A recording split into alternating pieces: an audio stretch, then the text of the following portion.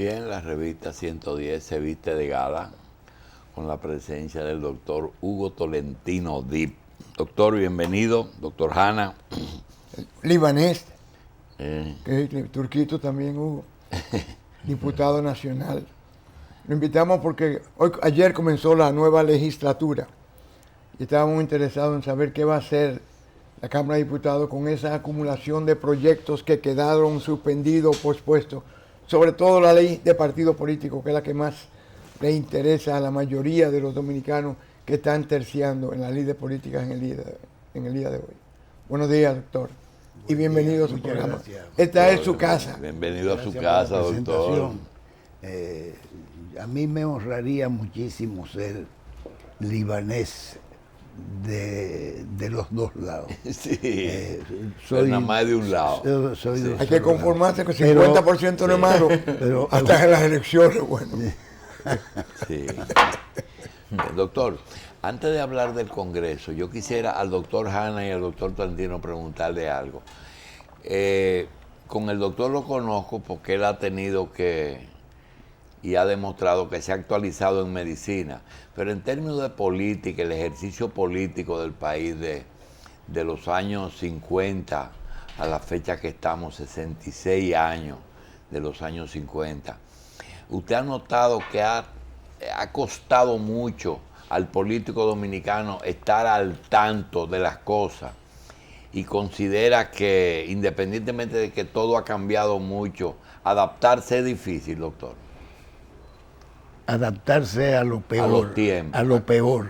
¿Y estamos peor, doctor? Yo creo que sí. En términos de ejercicio político, yo creo que la política se ha sofisticado en ciertos términos, en términos técnicos, en términos de utilización de medios, pero en términos de conducta, de apreciación acerca de lo que debe ser un político, del ejercicio de la política, del respeto a la ley, del respeto a la Constitución.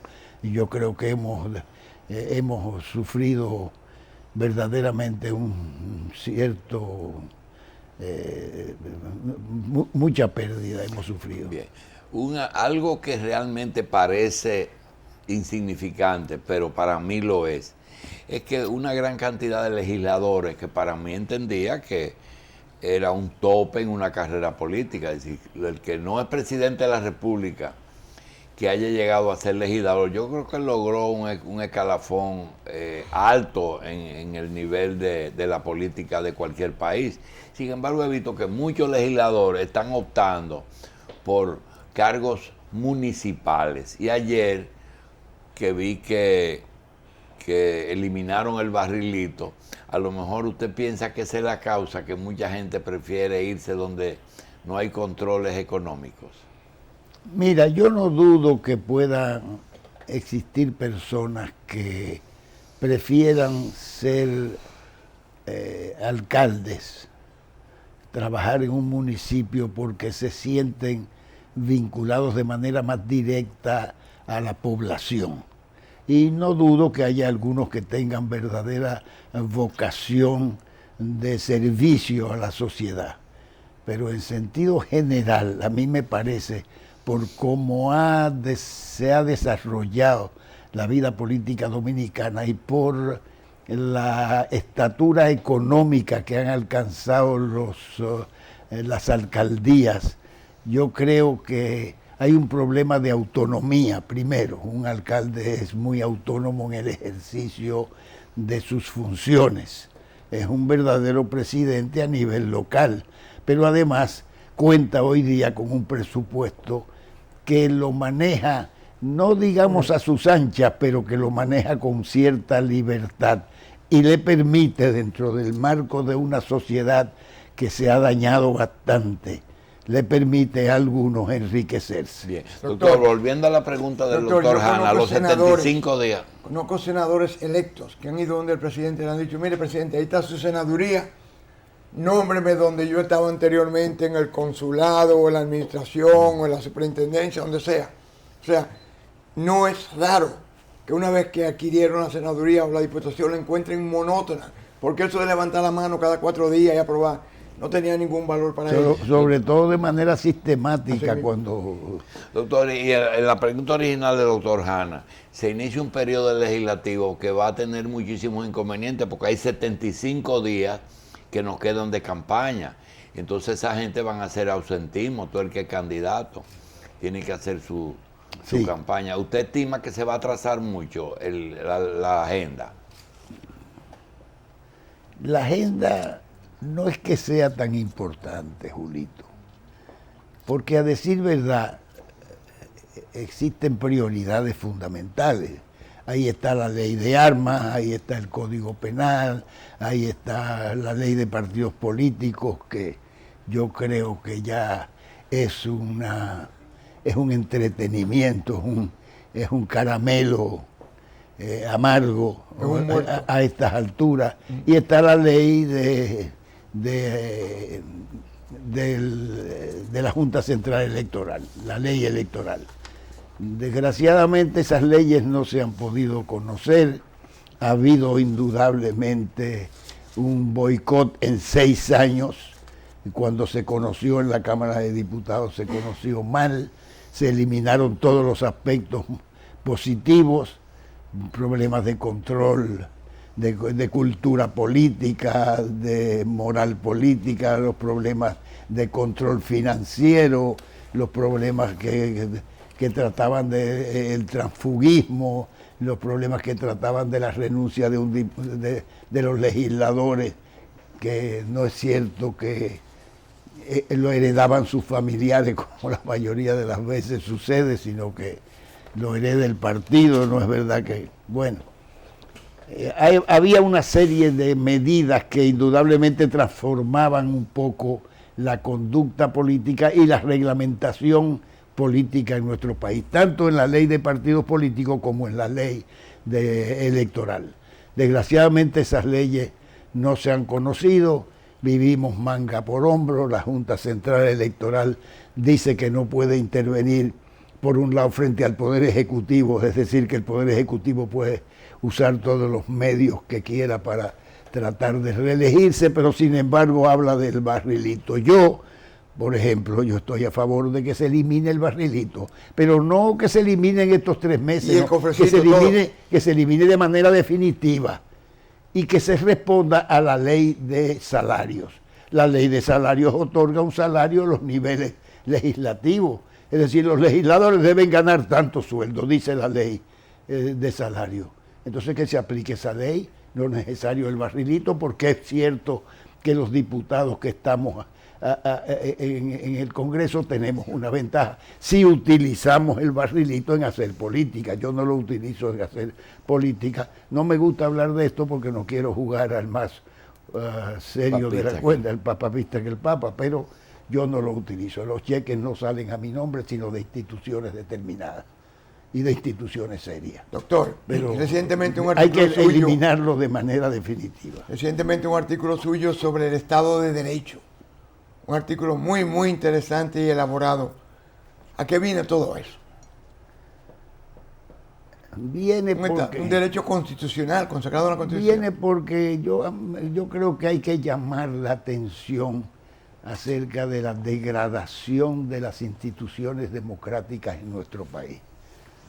Los estados que se dicen democráticos tienen una composición específica, tienen una estructuración específica y se definen muchas veces con el término de un Estado de Derecho, es decir, un Estado que está regulado por una Constitución democrática, cuando es un Estado de Derecho democrático, naturalmente, y nosotros hemos jugado durante años a ser un Estado de Derecho democrático. Entonces tienen una Constitución democrática, tienen leyes democráticas, existe lo que se llama la separación de poderes, es decir, que los poderes no están influenciados por uno determinado, que en nuestro país tradicionalmente el poder ejecutivo es el que se impone a los demás poderes. No existe ese equilibrio. Hoy día el poder ejecutivo maneja todos los poderes, y no solamente los poderes, sino las llamadas instituciones constitucionales, o sea, las llamadas altas cortes. Todo el mundo sabe en manos de quién está el Tribunal Constitucional y el Tribunal Superior Electoral, la Junta Central Electoral, la Cámara de Cuentas, y por ahí ni hablar las demás instituciones. Hay un monopolio de las instituciones Doctor. nacionales y además de eso, un Estado de Derecho debe responder a determinados criterios deontológicos, criterios éticos, criterios de moral debe responder. Doctor, usted habló de ética y de deontología. El 30 de mayo en la noche, República Dominicana vivió un cambio radical que indudablemente fue beneficioso, la desaparición de la dictadura.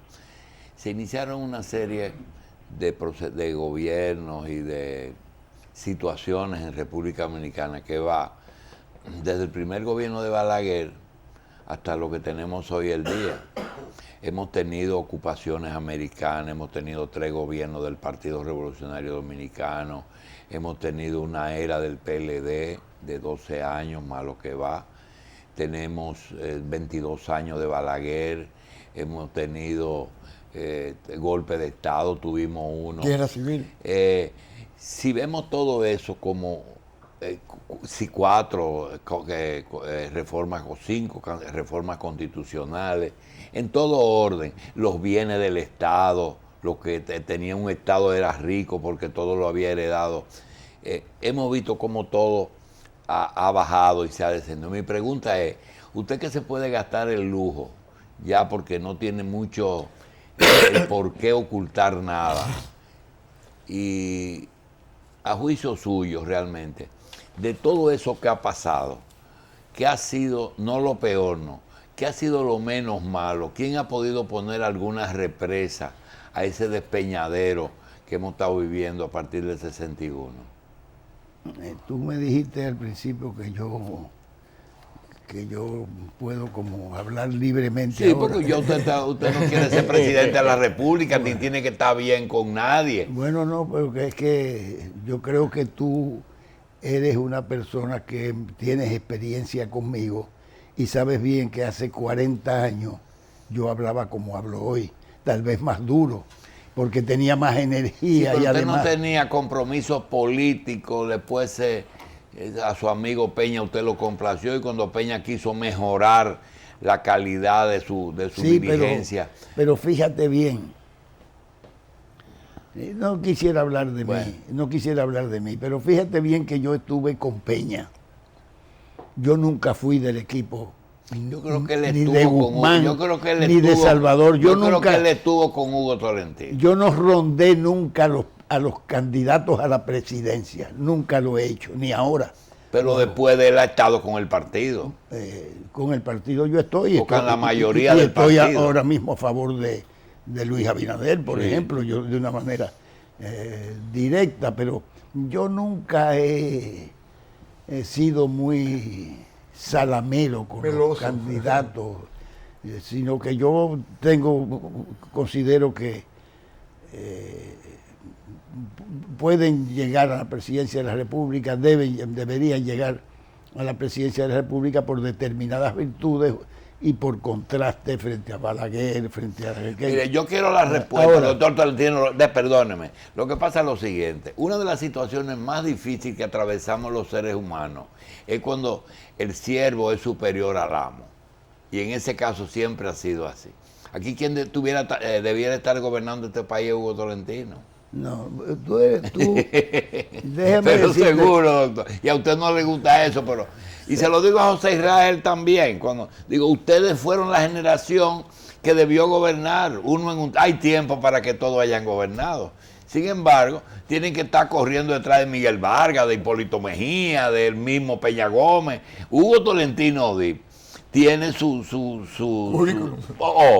auto para no tener que ser salamero con nadie, pero algo pasó que saltó. A lo mejor Bernardo Vega tiene razón, que hubo un salto generacional. no, yo nunca tuve la vocación a la presidencia, debo decirte. Peña Gómez, cuando yo salí de la rectoría de la universidad, Peña Gómez me preguntó a mí, ¿tú piensas ser candidato? Y yo creo que lo impresionó a Peña Gómez este hecho. Digo, él me estimaba mucho. Además Julito ha dicho cosas un poco Acertadas. duras un poco en la relación mía con Peña Gómez, porque que no me agrada mucho la forma en que él lo hace. Una vez dijo que Peña Gómez lo que quería hacer era Hugo Tolentino, y eso a mí no me... Es así. No, espera. Yo fui Porque al todo el teatro... mundo tiene su paradigma. Los Jaycees hicieron una vez. En todo, ¿eh? Los Jaycees hicieron una vez, los Jaycees, una de esas festividades que ellos hacían... eligiendo personas. Recibiendo personas jóvenes que se destacaban en eso, ¿no? Y fue en el Teatro Nacional. Ellos me pidieron a mí que fuera parte del jurado. Entonces eso se hacía en el Teatro Nacional. Se hacía en el Teatro Nacional, iban los jurados, los iban mencionando uno por uno, los sentaban en el podium del Teatro Nacional, en el gran escenario. Y yo acababa de salir de la rectoría de la universidad. Y cuando mencionaron mi nombre, que yo entré al escenario a sentarme, el público, un público joven, se paró y de pie me hizo un gran aplauso. Entonces yo recuerdo que estaba Fran Marino Hernández, Pedro Troncoso y eso, y me dijeron, pero tú eres presidenciable y eso. Y Peña Gómez estaba ahí. Yo creo que eso lo impresionó un poco porque 2 o 3 días después, que se acercaban las elecciones, me preguntó, ¿tú vas a aspirar a la presidencia de la República? Y yo le dije, no, yo no voy a aspirar a la presidencia de la República.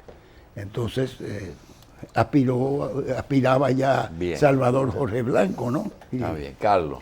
Doctor Tolentino, no podemos desperdiciar su experiencia como ex canciller para preguntarle 2 cosas. Primero, estamos ante una situación donde aparentemente los acuerdos internacionales están funcionando para atraer a 2 personas requeridas por delitos relacionados con República Dominicana, que es el relacionado con la fuga de los pilotos y la persona del Banco Peravia, entonces el señor Santoro de Venezuela. Quisiéramos saber si esto es una muestra de una cooperación internacional efectiva en términos de los acuerdos, cumplimiento de los acuerdos de extradición, y quisiéramos también que nos diga cómo usted ve en la actualidad las relaciones internacionales, el manejo de la política exterior de este gobierno. Tú me haces una pregunta que habría que tomar cierto tiempo, porque desgraciadamente no me gusta hacer frases frente a temas como esos. Primero yo me pregunto si de verdad les interesa traer a la gente del banco. No existen complicidades oficiales en el problema del Banco de Peravia y en el problema de los pilotos. ¿Cuántas complicidades existen? Esos pilotos actuaron por ellos mismos, ellos manejaron las instituciones nacionales a su antojo, o hubo complicidades. Entonces tú te das cuenta que a Quirino lo traen específicamente, a Quirino. Pero comienza a preguntarte, Zulán, Tucanos, etcétera, tú comienzas a preguntar vinculaciones, ahí está el escándalo de Joar Santana. ¿Tú crees que si de verdad el gobierno dominicano le interesara, no tuviera en Brasil haciendo una investigación profunda acerca de la Odebrecht con el presidente en la cárcel? Los negocios... ¿Tú crees que aquí no se debería hacer verdaderamente una auditoría a fondo acerca del costo de cada una de las obras de Odebrecht? Yo te puedo citar una cosa tan simple como esta. ¿Tú quieres que te cite un simple hecho? Mira, la Cámara de Diputados conoció un empréstito para la carretera,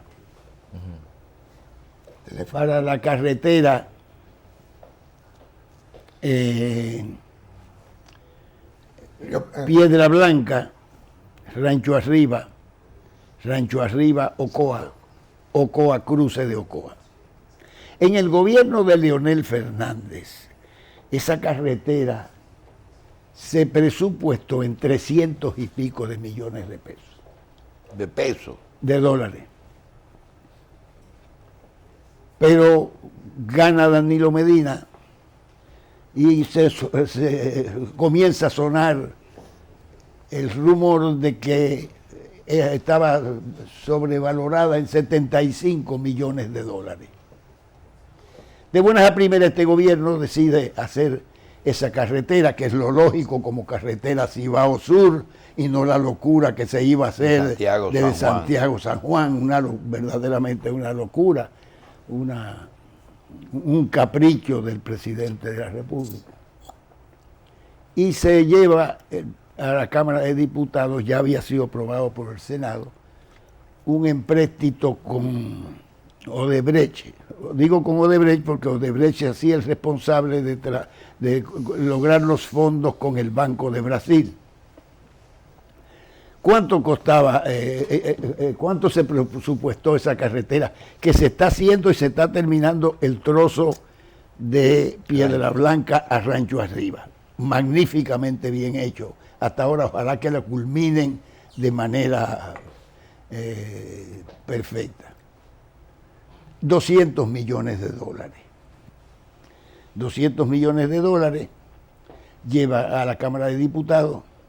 Yo pido la palabra y digo que esa carretera, a pesar de que esa carretera me va a favorecer a mí, porque yo tengo una pequeña propiedad en Rancho Arriba, mi esposa y yo,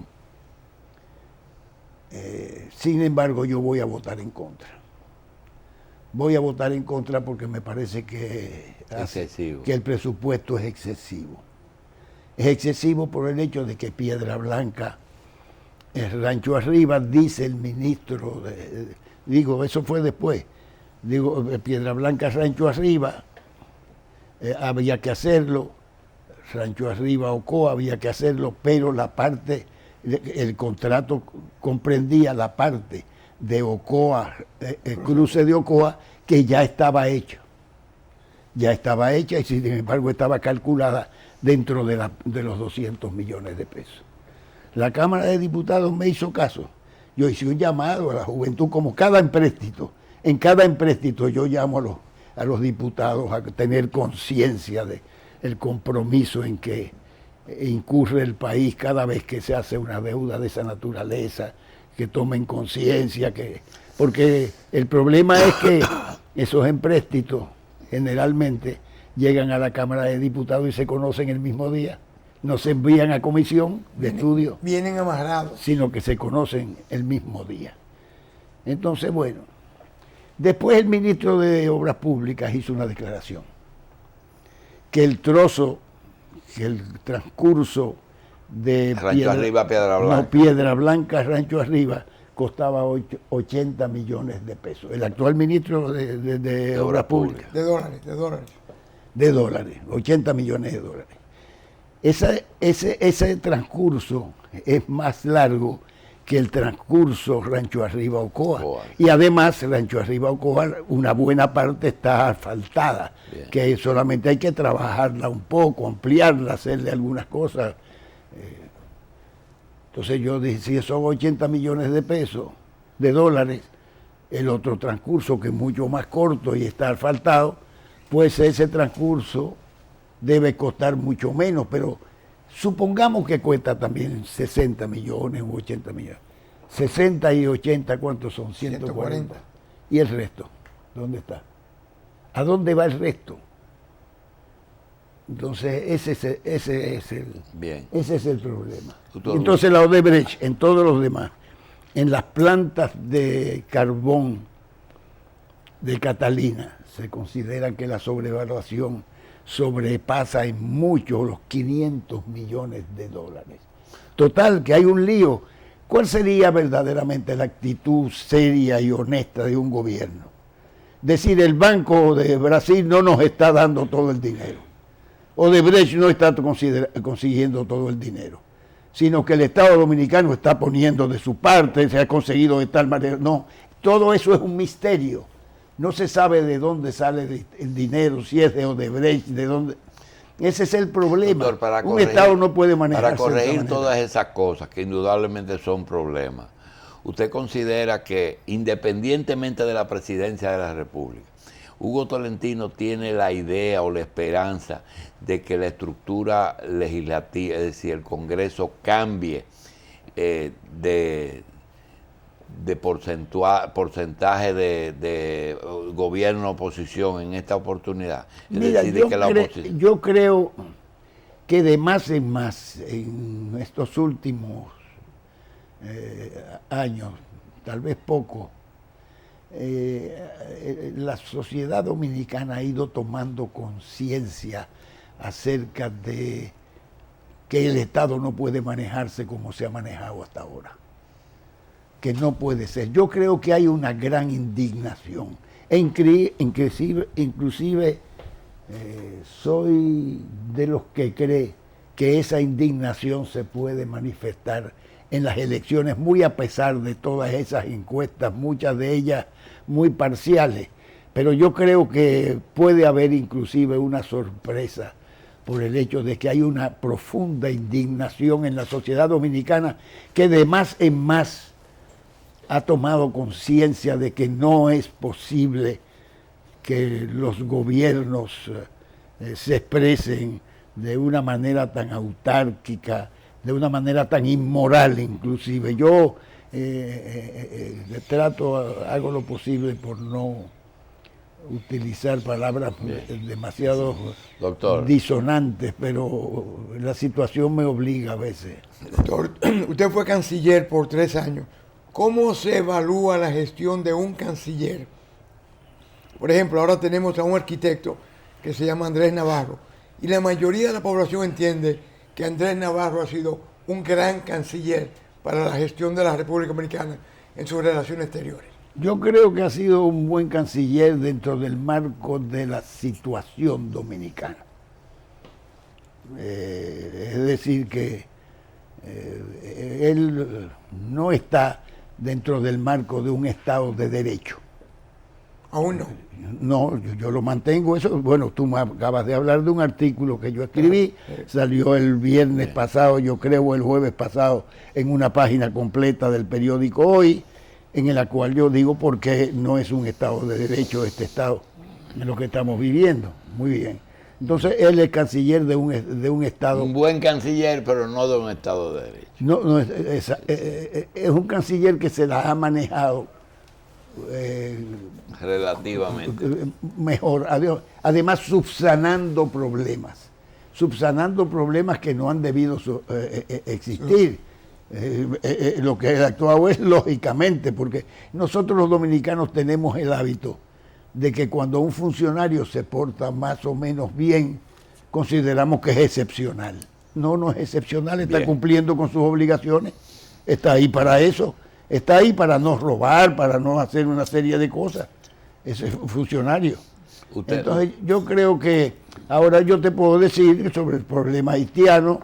La República Dominicana no acaba de dar pie con bola.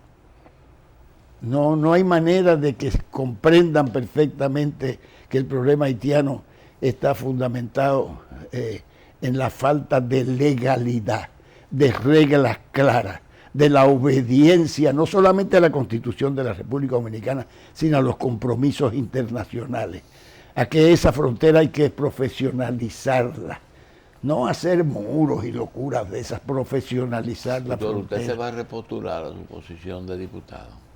No depende de mí. ¿Y de quién? ¿Todavía no está decidido? Bueno, exactamente, no se ha decidido. Y si yo quiero que usted siga de diputado, ¿qué hacemos? Decirle a Luis Abinader que lo postule. No, porque eso no está en manos de Luis. Sí, claro que sí. Sí, en el fondo es la dirección del partido. Está reservada. Sí. Doctor, gracias. Gracias. Y yo creo que fíjese que el tema haitiano, usted lo mencionó, pero es un tema tan interesante, sí, de un ex canciller y de una persona que siempre el país lo ha ligado mucho al tema haitiano. Dejar eso para un programa monográfico. Yo me gustaría, no voy a abundar ahora porque yo sé que tú tienes mucho compromiso, pero fíjate que viendo papeles ayer, organizando papeles, me topé, yo estaba fuera del país por razones que William Hanna conocen, problemas de mi esposa. Sí. Y organizando papeles que yo no había visto, me topé con un artículo de Leonel Fernández Reina diciendo que no existía la apatridia en nuestro país, que no es verdad que a los descendientes de haitianos que el Tribunal Constitucional dictó aquella sentencia, que eran apátridas porque la Constitución haitiana le concedía la nacionalidad. Y me gustaría en un programa hablar de eso, porque eso es una mentira. Gracias, doctor. Doctor Hugo Tolentino, diputado, gracias. Diputado nacional. Gracias a usted. Y a un presidente que se le fue la guagua, pero debió ser. Cada domingo, Revista Electoral 2016, un compromiso con la democracia. Candidatos, partidos, programas, propuestas, concertación electoral, debates, actividades y concursos por región y por circunscripción. Desde las 5 de la mañana hasta las 11 de la noche, Revista Electoral 2016.